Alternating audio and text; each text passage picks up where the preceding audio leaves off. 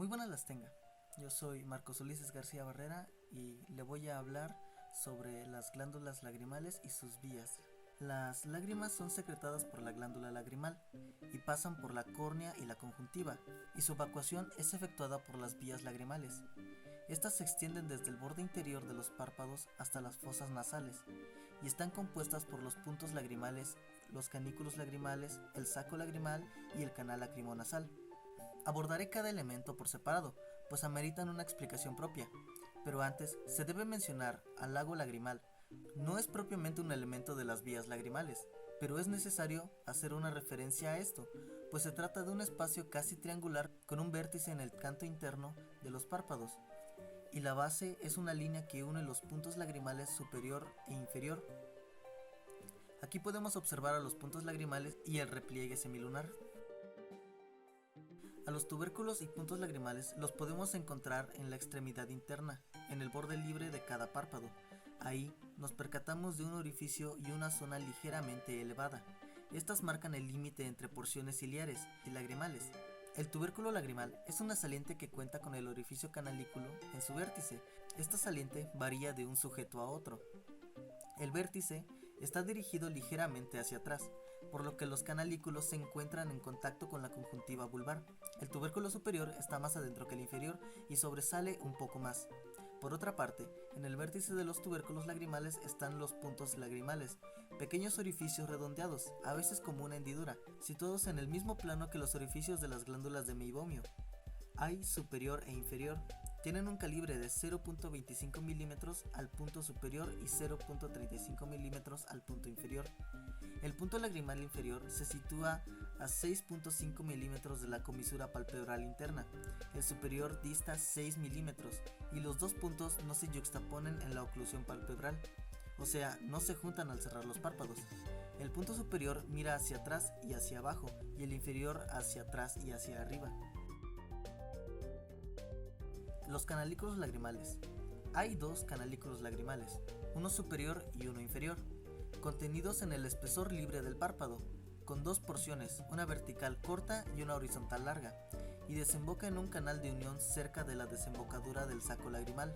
El canalículo inferior es más largo que el superior, su longitud total es de aproximadamente de 8 a 9 milímetros. El canalículo superior tiene una porción vertical y otra horizontal, ligeramente dirigida hacia abajo. El canalículo inferior está hacia abajo y tiene una curva horizontal ligeramente inclinada hacia arriba. La porción vertical de los canalículos es muy corta, de aproximadamente 2 milímetros. Hay también dos dilataciones en una zona más estrecha. La primera en forma de embudo con base en el punto lagrimal y un vértice en una estrechez llamada angustia, con medidas de 0.5 milímetros en la base y 0.1 milímetros en la angustia. La segunda dilatación tiene forma ampollar, alcanzando el codo de los canalículos. La porción horizontal mide de 6 a 8 milímetros de largo, poco más larga que el canalículo inferior, de 0.3 a 0.5 milímetros de calibre. Su orificio parece una hendidura vertical, cuenta con paredes elásticas y fácilmente dilatables. Las relaciones contenidas en el canto interno están cubiertas por tejido cutáneo. Las fibras del orbicular están situadas alrededor de la base del tubérculo lagrimal y se entrecruzan en la porción vertical de los canalículos. Hablando del canal de unión, los canalículos se intersetan en un solo canal, con una longitud de 1 a 3 milímetros. Tiene un diámetro de 0.6 milímetros. Se abre al saco lagrimal un poco por detrás de la zona media de la cara externa. Podemos suponer que se encuentra contenido por la cavidad lagrimal. Es importante señalar que se ha descrito como un seno de Mayer, que es una dilatación diverticular a nivel de la desembocadura del canal intermediario. El canal de unión puede estar ausente y en ese caso los canalículos se unen directamente al saco lagrimal. La porción intraósea es un elemento de las vías lagrimales ubicada en el esqueleto de la cara. Lo componen el saco lagrimal y el canal lacrimonasal. Estos segmentos están unidos y están ubicados en la ranura lagrimal y en el canal nasal. Su aspecto es variable y cuentan con direcciones distintas.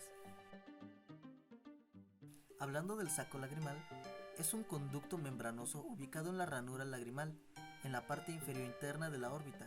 con una medida de 12 a 14 milímetros de alto, 4 a 6 milímetros transversalmente y 6 milímetros de grosor, con un espesor en las paredes de 1.5 milímetros. Tiene una capacidad de 20 milímetros cuadrados y 120 milímetros cuadrados si está relajada. Presenta 4 caras. La cara interna de la cavidad lagrimal está ubicada en la parte inferointerna de la órbita, donde una prolongación hacia arriba forma la fosa lacrimonasal, una ranura ósea. El ligamento palpebral interno se inserta en la ranura por sus fascículos anteriores y posteriores, delimitando por el espacio de la cavidad. Esta cavidad osteofibrosa está perforada por el paso de los conductos lagrimales. En el saco podemos encontrar algunas arteriolas y venas. También hay finos nervios y linfas, cubiertos por tejido celular laxo. En su cara anterior está el tendón directo del ligamento palpebral interno, cubierto por plano cutáneo y tejido celular subyacente. También encontramos el paquete vascular que lo forman los vasos angulares, la arteria angular junto a la arteria nasal. Estas perforan el septum y aparece debajo del canto interno. La vena angular desciende casi en vertical, cruza las inserciones óseas del ligamento palpebral interno. En la cara posterior está el tendón reflejo del ligamento palpebral interno, insertado en la cresta lagrimal del unguis o hueso lagrimal. El músculo de Horner dobla el tendón por detrás. En la cara externa encontramos el ángulo diedro, formado por tendones directos y reflejos del ligamento palpebral interno. Aquí se encuentra el canal de unión. En la parte inferior se encuentra la unión de fibras de inserción del oblicuo menor. En la pared interna encontramos la ranura lagrimal, en la cual se unen las fibras conjuntivas de la vaina vascular del canal nasal. La ranura lagrimal está compuesta por una rama montante del maxilar superior en 2/3 y del unguis en el tercero. La cúpula es un vértice redondeado del saco lagrimal, 2 milímetros por encima del ligamento palpebral interno y 15 milímetros por debajo del oblicuo mayor. Aquí encontramos numerosos elementos vasculares como las raíces de la vena oftálmica, de la arteria y el nervio nasal externo. Según la configuración interna, vemos que el saco lagrimal está tapizado por mucosa con dilataciones o estrechamientos. La vía de excreción de las lágrimas continúa en un canal óseo en la pared de las fosas nasales, excavado en el maxilar superior por fuera y las fosas nasales por dentro. Este canal es llamado el canal lacrimonasal. Con la pared interna formada por la apófisis descendiente y la apófisis montante, la longitud de este canal es de 12 a 15 milímetros y su diámetro, que no es uniforme, de 4 a 5 milímetros. Se abren las fosas nasales en el meato inferior a 3 centímetros arriba del orificio nasal. Este canal está unido al periósteo del canal óseo. Las relaciones del canal son el seno maxilar por fuera, el unguis y el cornete inferior por dentro. Pasamos al orificio interior. El canal nasal desemboca en las fosas nasales a nivel del meato inferior, a unos 3 centímetros por detrás del ala de la nariz. Las condiciones morfológicas provocan variaciones en la morfología. Las dimensiones aproximadas son el orificio inferior entre 22 y 6 milímetros del suelo de las fosas nasales, la longitud alrededor de 16 centímetros de distancia entre el orificio inferior y el origen del canal nasal aproximadamente, la longitud alrededor de 16 centímetros. La distancia entre el orificio inferior y el origen del canal es de aproximadamente 30 milímetros. Por último, la distancia entre el borde inferior del cornete y el orificio alrededor es de 10 milímetros. La estructura de las vías lagrimales vemos que están formadas por una mucosa que conecta por debajo con la mucosa pituitaria, cerca del orificio interior del canal nasal. Está reforzada en distintos puntos. En conductos lagrimales se refuerza con una vaina muscular proveniente del orbicular y el músculo de Horner, reforzado a su vez por tejido elástico debajo del epitelio. Por otra parte, en el saco lagrimal y el canal se refuerza con tejido elástico excavado por canales venosos. Histológicamente, a la mucosa de conductos lagrimales la forma un epitelio pavimentoso estratificado. La mucosa del canal de unión tiene un epitelio cilíndrico y estratificado. La inervación. La inervación de los canalículos y los tercios superiores del sacro está compuesta por el nervio nasal externo, mientras que el suborbitario inerva el tercio inferior del saco y el canal lacrimonasal. Embriológicamente, las vías lagrimales se forman gracias al desarrollo de la cara. Empiezan como un cordón epitelial que se va escondiendo mientras la hendidura orbitofacial se va estrechando. Este cordón se sitúa en lo que posteriormente será el emplazamiento del canto interno y la cavidad nasal. Después se alarga hacia abajo y hacia arriba. En la séptima semana, el alargamiento de este cordón hacia la parte inferior se acerca al epitelio que conforma las fosas nasales. Ya completo, el cordón se origina del suelo de las fosas nasales y llega al esbozo lagrimal. En la parte de arriba comienzan a formarse sus partes cilíndricas creando una especie de Y, siendo el primer esbozo de los canalículos lagrimales. Alrededor del cuarto mes comienza una excavación por lisis de células auxiliares de los cordones epiteliales. En el séptimo mes se unifica el canal nasal y la prolongación nasal. También los puntos lagrimales se abren. En el séptimo mes se unifica el canal nasal y la prolongación nasal. También los puntos lagrimales se abren en el borde de los párpados en el momento en que estos se abren. En las glándulas lagrimales podemos ver que existen dos glándulas lagrimales principales, la palpebral y la orbitaria, las cuales serán abordadas más adelante. Están ubicadas en el ángulo superior externo de la parte superior de la órbita, con canales excretores en el fondo del fornix conjuntival superoexterno. En la disección se aprecia como un órgano de color amarillo rojizo, lobulado, con el volumen aproximado de una almendra pequeña. Presenta una forma aplanada de arriba a abajo y convexa hacia arriba, cóncava hacia abajo y adentro. Por la adaptación hacia el globo ocular, las dos porciones son claramente visibles, separadas por la extensión lateral del elevador del párpado. El peso es de aproximadamente 60 centigramos a 1 gramo. Mide de 1 a 1.5 centímetros de largo y 5 milímetros de grosor. En embriología, estas glándulas lagrimales se originan en brotes epiteliales complejos, que a los 3 meses se repliegan hacia adentro en la conjuntiva del fornix, se engrosan y se dividen. Terminan formando dos capas, una basal y una secretante. La división de las dos glándulas se establece de 40 milímetros por el desarrollo de una placa mesodérmica, nacida del tendón elevador. Después del nacimiento las glándulas siguen en desarrollo y es hasta el tercer mes donde se aprecia la aparición de lágrimas. Empezamos con la glándula lagrimal orbitaria. Esta es considerada la porción más importante de la glándula lagrimal según el libro de Saraux. Se encuentra en una cavidad limitada por el techo orbitario por arriba, la cara externa del elevador por debajo y por dentro, la cavidad que cierra el septum que está por delante y por detrás el tejido adiposo de la órbita. En sus relaciones al interior encontramos la cara superoexterna. Es convexa, la cual está atada al periósteo por unas bóvedas conjuntivas. La cara inferiointerna es cóncava y está relacionada al hemisferio posterior del globo ocular.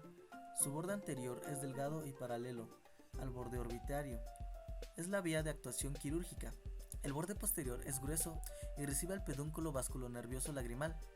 Hay una extremidad interna que se encuentra en contacto con las expansiones laterales del músculo recto interno. La extremidad interna alcanza el elevador antes de que se abra el párpado superior.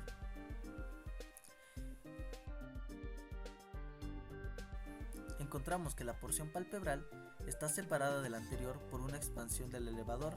Tiene unas medidas de 8 milímetros de ancho, 1 milímetro de largo y 1 a 2 milímetros de grosor. Se describe como una acumulación de lóbulos alrededor de 15 a 40. Hay zonas en la aponeurosis que pueden conectar ambas glándulas. En sus relaciones encontramos que por arriba está la cara inferior del tendón elevador, por debajo está el fondo del saco conjuntival superior.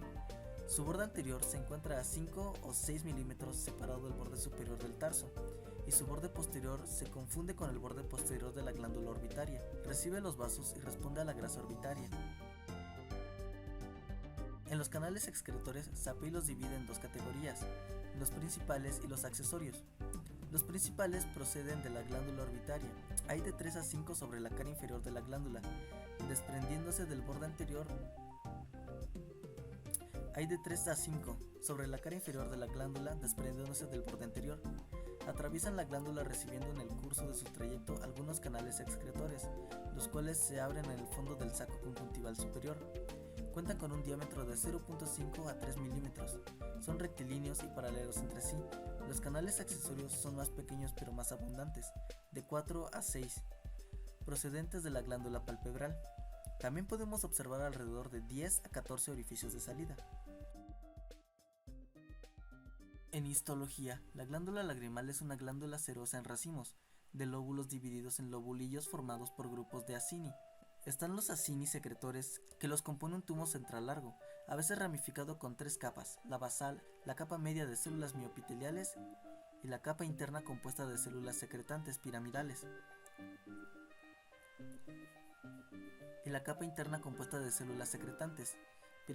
De base periférica, separadas las unas de las otras por canículos y se abren a la cavidad de los acini. Hay un ciclo secretor en sus bases, como se observa en todas las glándulas serosas. Primero, la fase de carga, en la que aparece un grano de la naturaleza proteídica rodeado de líquido y grano de segregación que llena toda la parte alta de la célula. Sigue la fase de maduración, donde los granos aumentan de volumen. Por último, la fase de reposo. Cae por la luz del acinus, la célula se vuelve oscura pues se vacía del líquido elaborado y reaparece el ergastoplasma.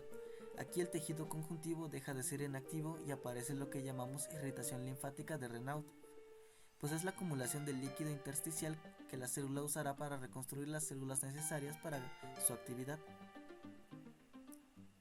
En los canales excretores se abren canales, como los canales lobulares de segundo orden, que cuentan con una basal hialina, una capa de células de Bol, una capa de células epiteliales con algunos elementos secretores. También los canales lobulares de primer orden, con 2 capas. La primera es exterior, plana y contráctil, y la segunda es interna y cilíndrica. Además contamos con los canales interlobulares y los canales colectores, que tienen una estructura similar, pero su basal está desdoblada de una vaina adventicia fibrosa. En el tejido conjuntivo derivado de la dermis encontramos las células plasmáticas y acumulaciones linfáticas. En la acumulación encontramos la arteria lagrimal, que vasculariza la glándula principal colateral de la arteria oftálmica. También encontramos la vena lagrimal, la cual tiene posición variable en relación a la arteria, y forma un pedúnculo que avanza pegado a la paneurosis. En el borde posterior de la glándula alcanzan una alambrada vascular. Tenemos que las venas lagrimales no tienen una sistemización muy estricta, aunque casi siempre nos encontramos con la vena lagrimal principal, la vena lagrimal accesoria y el conjunto venoso. Esta última resaltante porque se encarga de drenar la glándula lagrimal y numerosas zonas de región lagrimal. Los colectores linfáticos los podemos encontrar en la porción orbitaria de la glándula, a través del septum, hacia un ganglio parotidio profundo o un ganglio preauricular. Su inervación es dada por el nervio lagrimal, rama del oftálmico de Willis, que después del borde superior del recto externo se divide en filetes secretores que cuentan con papel fisiológico, como filetes parasimpáticos. En la fisiología vemos que el sistema excretor lagrimal elimina un 90% del líquido lagrimal y el 10% se evapora en párpados. El flujo de salida va a estar regulado por efectos del bombeo del músculo orbicular del ojo. Las lágrimas influyen por las bandas marginales superior e inferior y se acumulan en el lago lagrimal, el sentido medial de los puntos lagrimales inferiores. Esta lágrima entra a los canalículos superior e inferior a través de un mecanismo combinado de capilaridad y succión. En cada parpadeo, el músculo orbicular pretarsal va a comprimir las ampollas, acorta y comprime los canalículos horizontales, cierra y desplaza los puntos lagrimales medialmente para impedir el reflujo. De manera simultánea, la contracción de la parte lateral del músculo orbicular crea una presión positiva que empuja las lágrimas al contacto nasolagrimal. Con ayuda de fibras de tejido conectivo alrededor del saco lagrimal, al abrir el ojo, los sacos y los canalículos se expanden, creando una presión negativa que arrastra las lágrimas desde los canalículos al saco lagrimal a través de unas válvulas. Pasan al conducto nasolagrimal y terminan desembocando en la cavidad nasal debajo del cornete inferior para después pasar a la faringe nasal, donde finalmente es deglutido. Los tipos de lagrimeo son 2, fisiológico y por reflejo. El primero se da en condiciones normales por la producción de lágrima basal. El segundo se da en respuesta de una irritación ocular o un estímulo emocional. Puede haber una hipersecreción o una obstrucción en el sistema de drenaje. Está también la película lagrimal, que se dispersa por el ojo suavizando y aclarando la superficie. Formada de 3 capas, la externa es la oleosa, acuosa es la que conforma gran parte de lo que consideramos lágrimas, la mucosa, la cual ayuda a la capa acuosa a que tenga una dispersión uniforme sobre el ojo. Las 3 capas de la película lagrimal son necesarias para que se lubrique el ojo. En padecimientos, comenzamos con los padecimientos congénitos. Aquí podemos encontrar la aplasia glandular, que es encontrada en anomalías de alta importancia como la ausencia del globo ocular, el quiste glandular o dacriops. que es una masa consistente debajo del saco conjuntival superior, producido por la retención de secreción lagrimal, por obstrucción de uno o varios conductos. Se nota como una tumefacción palpebral. También pueden aparecer por cicatrices conjuntivales. Es necesaria su extirpación quirúrgica. La ptosis o prolapso glandular asemeja una tumoración en la parte externa del párpado superior, producida por una mala coaptación congénita del septum orbitario o por traumas. No requiere tratamiento urgente, pero sí puede molestar por razones cosméticas, por lo que se recurre a una extirpación quirúrgica. La aplasia del punto o los conductillos lagrimales es una ausencia de puntos y papilas lagrimales, pudiendo afectarse uno o ambos párpados. Su tratamiento consiste en hacer una fístula quirúrgicamente. La aplasia de conducto lagrimal presenta lagrimeo excesivo y solo es detectable con prueba por sondeo, gammagrafía lagrimal o radiografía de contraste. Aquí también el tratamiento es quirúrgico. Está la imperforación del punto lagrimal, que ocurre con relativa frecuencia, frecuentemente en el párpado inferior y pudiendo afectar ambos ojos. Se busca perforar comunicando con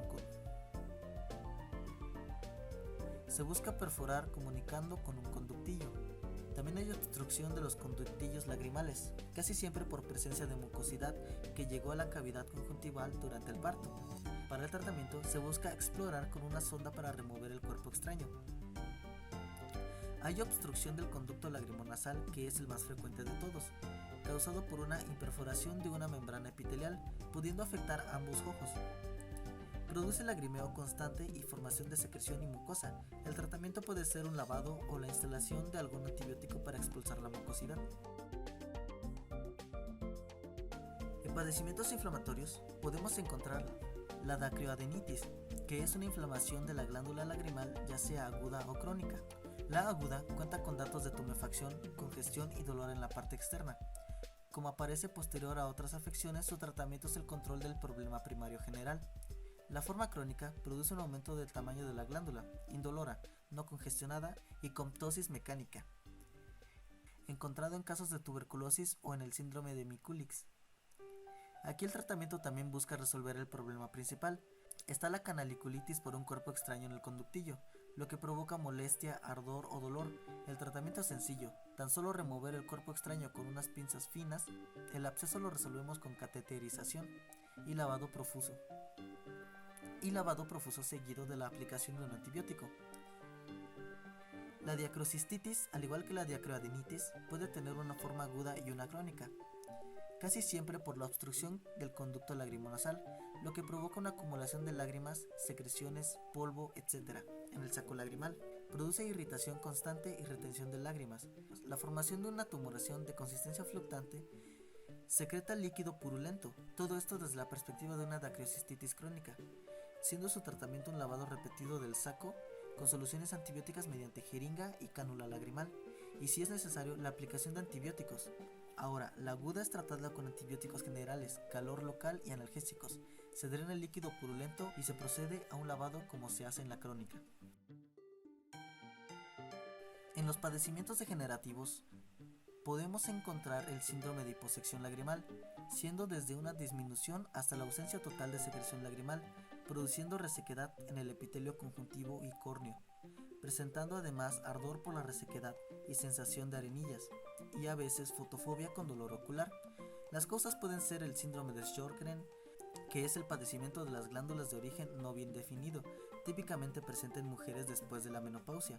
La hiposecreción puede ser causada también por secuelas cicatriciales de conjuntivopatías, por la atrofia de las glándulas accesorias de Krauss y por obliteración cicatricial. Algunas causas generales de hiposecreción requieren detectarse con prueba de Schirmer y el examen de película lagrimal. Ya el tratamiento de la hiposecreción lagrimal es puramente sintomático, lavando frecuentemente con solución fisiológica. También en esta clasificación encontramos alteraciones degenerativas en las vías lagrimales, donde el paciente presenta epífora y secreción de mucosa, por ectoprión palpebral que no permite al punto contactar el lago lagrimal. El diagnóstico se hace por la demostración del sitio de la obstrucción y ausencia de patologías que expliquen la epífora. En el tratamiento buscamos corregir el factor causal, así se corregirá si está evertido u obliterado.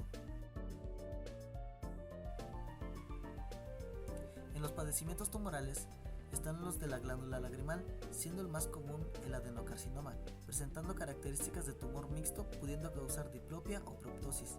También podemos encontrar linfomas o la enfermedad de Hodgkin, que causan tumores granulares. Como es de esperarse, su tratamiento es quirúrgico. En las vías glandulares, el tumor relativamente más frecuente es el adenocarcinoma, que presenta epífora y tumoración en la zona del saco, pudiendo hasta sangrar por los puntos lagrimales.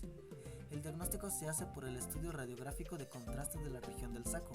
Su tratamiento es una extirpación radical del saco y conducto lagrimal.